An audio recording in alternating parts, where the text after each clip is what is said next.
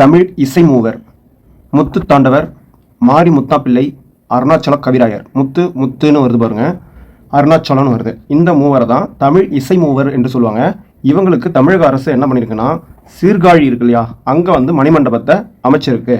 இந்த தமிழ் இசை மூவர்கள் கிருதி இருக்கு இல்லையா, அந்த கிருதி அப்படின்னு சொல்லக்கூடிய அந்த கீர்த்தனைகளை மையப்படுத்தி தான் தமிழ் பாடல்களை சரணம், பல்லவி, அணுப்பல்லவின்னு பிரித்து இசையமைப்பாங்க. கர்நாடக இசையினுடைய மூவர் பார்க்குறோம். இங்கேயும் முத்துன்ற பேர் வருது பாருங்க. இது முத்து சுவாமி தீட்சிதர்னு சொல்லணும். அங்கே தமிழ் இசையில் முத்து தாண்டவர், மாரி முத்தாப்பிள்ளைன்னு வரும். இங்கே கர்நாடக இசையில் முத்து சுவாமி தீட்சிதர்னு வருது. கர்நாடக இசை சுவாமி தீட்சிதர்னு ஞாபகம் வச்சுக்கணும். தியாகராயர், சியாமா சாஸ்திரிகள், முத்து சுவாமி தீட்சிதர் ஆகியோர் கர்நாடக இசையினுடைய மும்மூர்த்தின்னு சொல்கிறோம்.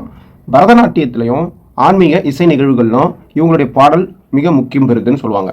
இந்த கர்நாடக இசையின் மூவருக்கு திருவாரூரில் நினைவிடம் அமைச்சிருக்காங்க.